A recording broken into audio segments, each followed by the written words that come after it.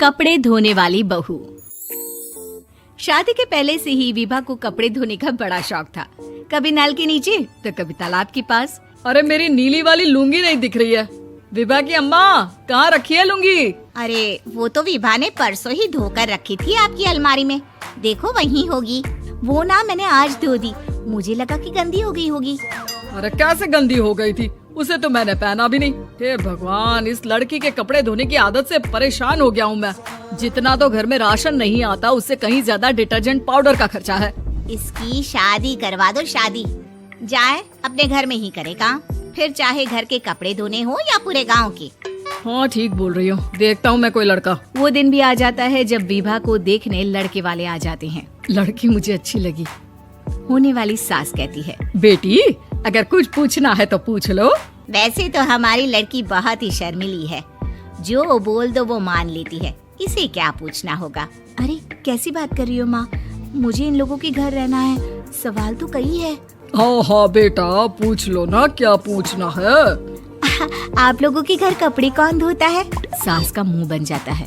देखो, अगर तुम ये कहना चाहती हो कि तुम्हें कपड़े धोने नहीं आते तो सुन लो, कपड़े मैं ही धोती हूँ, लेकिन तुम्हारे आ जाने के बाद मैं रुमाल तक नहीं धोऊंगी। अरे चुप रहना भाग्यवान, बहू बेचारी घर आई नहीं, उसे डराना शुरू कर दिया। वो क्या है ना बिटिया, अभी तक तो ये कल्लू की माँ ही धोती थी, लेकिन अब तुम्हारे पापा तो दहेज में वॉशिंग मशीन देंगे ही।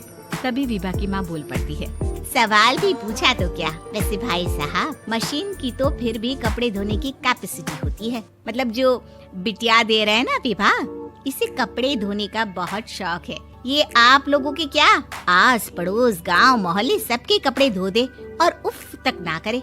बाहर देखा नहीं आपने कितने कपड़े सूख रहे हैं? सब हमारी बिटिया ने ही तो धोए हैं। बस भी करो ना माँ, शर्म आ रही इतनी तारीफ सुनकर। और तो और एक दाग निकाल कर दिखाओ तो मान जाओ। हाँ अच्छा, माफ करना बेटा, मैंने गलत समझा। हमें तो रिश्ता बहुत पसंद है। और ऐसे जुड़ जाता है रिश्ता कपड़े धोने का शौक रखने वाली विभा का। उसकी शादी हो जाती है कोयला फैक्ट्री में काम करने वाले कल्लू के साथ। शादी के बाद अचानक विभा चिल्लाती हुई सास के पास आती है। सासू माँ, अरे सासू माँ कहाँ है आप? ये तो धोखा है, धोखा दिया आप लोगों ने मुझे। इसे ससुर के चक्कर के बारे में पता चल गया। अरे तो उसमें तुझे क्यों धोखा मिला है? अरे नल में पानी नहीं आता, कपड़े कैसे कब धुलेंगे? अच्छा, तू पानी नहीं आ रहा उसकी बात कर रही है। तो आपने क्या सोचा? कुछ नहीं। अच्छा, तेरी माँ ने कहा था कि कपड़े धोने का शौक है तुझे, याद आया मुझे। शौक बोलकर कपड़े धोने वाले मेरे जुनून को कम ना आके सासू माँ, कपड़ा धोना मेरा गुरूर है। तभी पति भी वहाँ आ जाता है। अभी मैंने इसे सनी देओल की फिल्म दिखाई है, उसी के डायलॉग मार रही है माँ। अच्छा सुन, साफ साफ बता रही हूँ, पानी सुबह 4 से 6 और शाम को 10 से 12 आता है, समझी? विभा टाइमिंग सुनकर हैरान हो जाती है। ये क्या भूतों का मोहल्ला है? सुबह 4 बजे उठकर कौन कपड़े धोता है? 4 बजे टंकी में पानी जाता है, फिर सारा दिन धोना ना, किसने मना किया? अरे कैसी बात कर रही है? 200 लीटर की टंकी में कितने कपड़े धो लूंगी मैं? सुबह ही उठ जाऊंगी मैं। अब क्या था, विभा सुबह 4 से लेकर रात के 12 बजे तक कपड़े ही धोती रहती। एक रोज सास पड़ोस से निकलकर कहीं जा रही होती है कि साथ वाली कहती है, हाँ कल्लू की माँ, जरा ये बताओ कि 2 साड़ी है, 2 ब्लाउज और एक पेटीकोट और एक नाड़े वाला लंबा कच्छा। हाँ तो? अरे तो क्या, कितना लोगी धुलाई ये बताओ। धोबन दिख रहे हैं हम क्या? हमारे पति सरकारी नौकरी से अभी रिटायर हुए हैं और बेटा सुपरवाइजर है कोयला फैक्ट्री में। धोबन समझ रखा है हमें।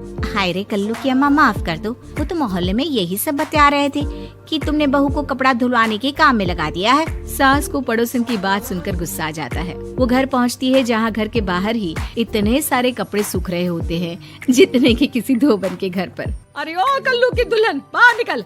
माँ जी यहीं आ जाओ, बाथरूम में चादर धो रहे हैं हम। अरे अभी हम धोते हैं, तुमको बाहर निकलो। ये आस पड़ोस वाले बोल रहे हैं कि हम बहू से कपड़े धुलवा कर उसे कपड़ा धोने वाली बना दिए हैं। अरे छोड़ो ना माँ जी, किन लोगों की बातों में आती हो? आस पास के लोगों का तो काम ही होता है कि वो किसी तरह सास बहू को लड़ा दे। बहू सारे घर के कपड़े धोती है, ये क्या कम है? बोलिए। सास को भी लग जाता है कि वो बहू का ये सनकीपन नहीं छुड़वा सकती, इससे अच्छा है कि खुद ही चुप हो जाए। एक रोज सास और बहू मंदिर जाते हैं, जहाँ सास की साड़ी वहाँ खड़ी भीख मांगने वाली से मिलती है। माँ जी क्या बात है, आपकी साड़ी उस भिखारन से कितनी मिल रही है ना? हाँ हाँ देखो तो, दोनों की साड़ी मिल रही है। क्या बात है कल्लू की अम्मा, तुम खुद को तो अफसर की बीवी बताती हो और ऐसी सिंपल सी प्लेन साड़ी पहनकर घूमती हो। सिंपल और प्लेन नहीं है ये साड़ी। तो क्या सोने के धागे से फूल बने हैं? कुछ भी सासू माँ, कुछ भी। हाँ बने थे इस साड़ी में सोने के धागे से फूल। मेरे पति लेकर आए थे मद्रास से स्पेशली मेरे लिए 10,000 की। ताहे भाई साहब इस भिखारन के लिए भी सेम टू सेम साड़ी लेकर आए होंगे 10,000 की। सास उस वक्त कुछ नहीं कहती, लेकिन बहू के साथ घर आती है और अलमारी से एल्बम निकाल कर लाती है। ये साड़ी देख रही है, ये वही साड़ी है जिसे मैंने अभी पहना था। इस साड़ी में ये जो चमकदार फूल दिख रहे हैं ना, ये सोने के धागों से काटे गए हैं। लेकिन तू लोकल वॉशिंग मशीन ब्रश से घिस घिस कर सारे फूलों को निकाल कर साड़ी प्लेन कर दी। मुझे माफ कर दीजिए सासू माँ। और तो और, जब मैंने तुझे तेरी गलती के लिए कुछ नहीं कहा, लेकिन तूने तो सबके सामने मेरा मजाक ही बना दिया। क्यों? बहू को समझ में आ जाता है कि अब से उसका कपड़े धोना बंद।